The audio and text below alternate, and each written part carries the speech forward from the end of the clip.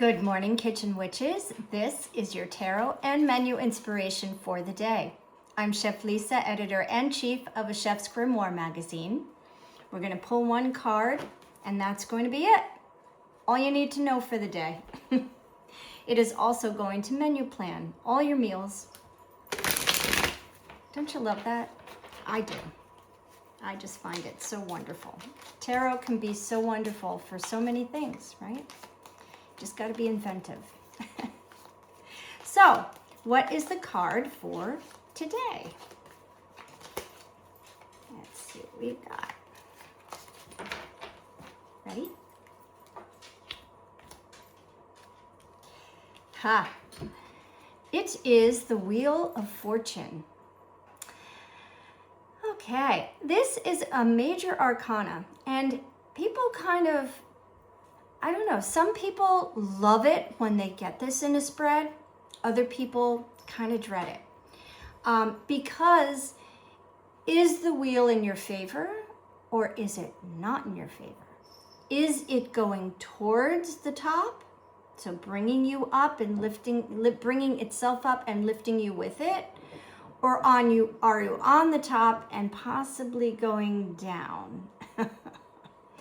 So the only way you really know is from the cards on either side, up or down, depending on the spread you do, because they'll be able to tell the story, right? So the question that you pose towards the tarot, and then of course the other cards in the spread are all going to tell you what this card's meaning is for you. Before today, we just have the single card, and we're going to look at it as upright, right? No reversals. So the Wheel of Fortune, again, a major arcana.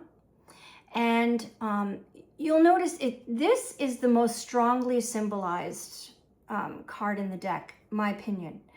But it's symbolized in such a way that it's not easy to read. Like if you've never seen a tarot deck before and you see this, you're like, okay, well, it's a wheel. It's got some weird letters on it and a whole bunch of interesting creatures. But what does it mean? Nobody knows, right? From just the name of the card, the Wheel of Fortune, you can kind of, put a little of your best educated guess towards what it means. We're all familiar with the game show, right? And it's nothing different than that, really. I mean, you've got your winners, you've got your losers, and it's all depending on where the wheel goes. But let's get into this card. So we can see that there are 4 golden creatures on either corner of the card, all 4 corners.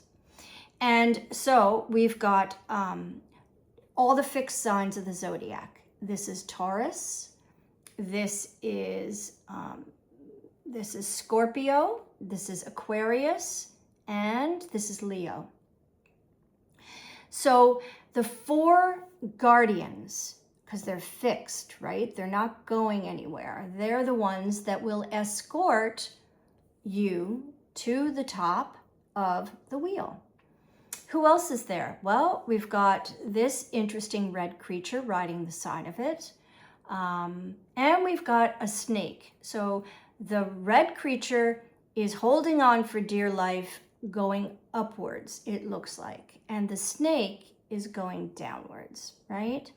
So this creature here is the escort to the underworld.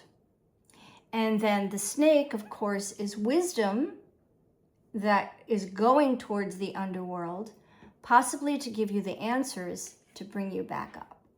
It's relative, but yeah.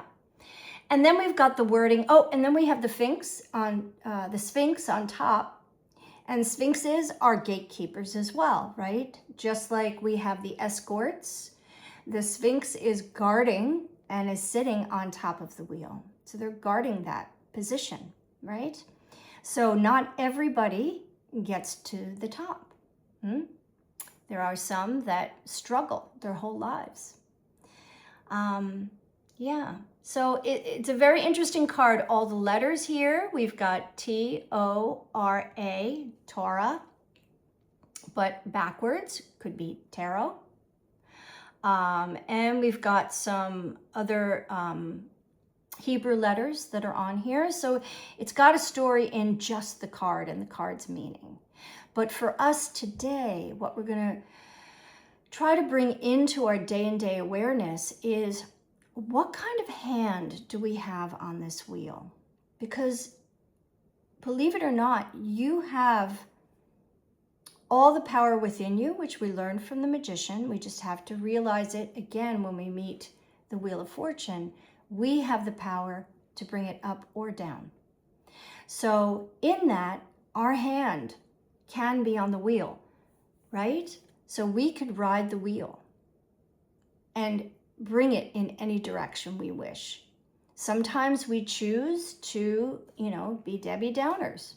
Sometimes we choose to hold on to that depression point a little longer than what's necessary, or hold on to that thing that we really don't like.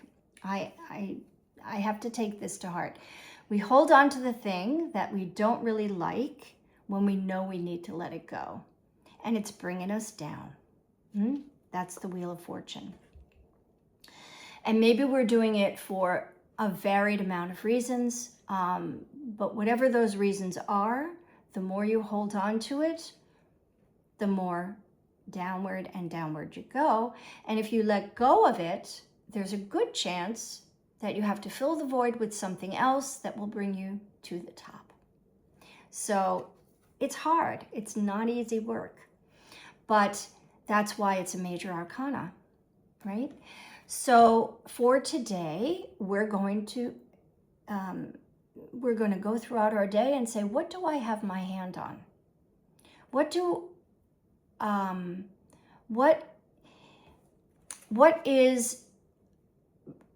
can bring me to the top, and how can I embrace that?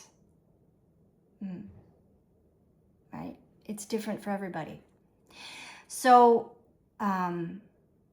the Wheel of Fortune, but know that it usually means very good luck, right? Unless it's in reverse, right? And then you're going to say, okay, well, that's not very good. But upright, this usually means good fortune. It usually means things are coming to you soon, right? If they're not there already. Maybe you're halfway going upwards. Maybe you're where this creature is, riding it to the top, but you're not yet there. So this is a good indicator that take a look around, see what you've got your hand on, what are you bringing yourself down with, and what are you bringing yourself up with, and how can you release the wheel from going down. I mean, really, we can't all be on top all the time. We have to ride the wheel, right? But hopefully, if you do have your hand on the wheel, the times that you go down are not elongated, right? They're a quick bounce back. That's what we hope. So the fun part is bringing this card into the kitchen. Now, I've come up with some really interesting things because these are meals with a twist. Get it? So for breakfast, I'm thinking a breakfast pancake taco. You make your pancakes like you normally would, but you're going to use it as your taco shell. What are you going to fill it with? Well, you could just put one link of sausage in there and call it a day. Or you could scramble up some eggs, put them in, put a little guacamole in there, put a little pico de gallo on top, right? A pancake taco. Delicious. So fun and interesting, right? So I love that, right? Yeah, it's a clean slate. You've got the pancake, do with it what you will, but make sure it's a taco. Moving on to lunch. I'm thinking a BLT, but what we're going to do is a little different. We're going to take the bacon, lettuce, tomato sandwich, and we're going to spread a little guacamole or slice fresh avocado with just as is and put it inside. So, and then we're going to take the mayonnaise that we would normally spread on all of the bread to make the BLT with a little sriracha. We're going to add a little sriracha to it so it's got a kick. And it's just, you know, a little bit interesting way of eating a BLT, right? Now you've got avocado in there, which is a lovely healthy fat, delicious and creamy, right? Goes perfect with bacon. So I like that. Or any other BLT that you find that's really interesting on the internet. That's actually homework for you. So you can go on the internet, plug in interesting BLTs, and you'll come up with a million. There's probably someone who did a 50,000 Pinterest on just bacon, lettuce, tomato sandwiches and how to do them differently. So pick one that you like. Dinner. This is a real good one. Shepherd's pie, baked potato. I love this idea. And I, as a chef, can visualize this as being like on a buffet of either a small wedding or, you know, a brunch or something like that, right? All lined up like little soldiers, maybe a ladder type visual of them. But you take your baked potato, you bake it, obviously, and now you're scooping out the middle, and you turn that into your mashed potatoes that are going to go on top. And inside the potato skin, you're going to saute your ground beef, turkey, chicken, whatever you like, with your onions, your peas, your carrots, the mirepoix, right, celery, onion, carrots. You're going to add a little tomato paste. You're going to add, if you'd like to, you can add some wine. It's not typical, but I sometimes do for a little acidic pop. Or Worcestershire sauce is nice too. And then, you know, you have this lovely filling that would normally go into a shepherd's pie.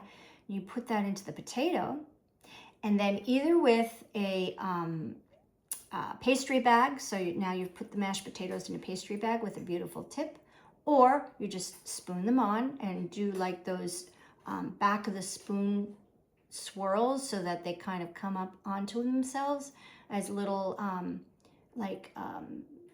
waves on the top of the mashed potatoes. You brush all that with egg yolk and into the oven until it kind of all marries itself together, and you've got a little shepherd's pie and a baked potato. Isn't that fun? Little twist. So that is the card of the day, the Wheel of Fortune. And I hope that you look around, you see that you have your hand in all good things that are going to lead to better things. And one thing I do hope you have your hand on is nourishing yourself and nourish all those around you with your kitchen magic. See you tomorrow.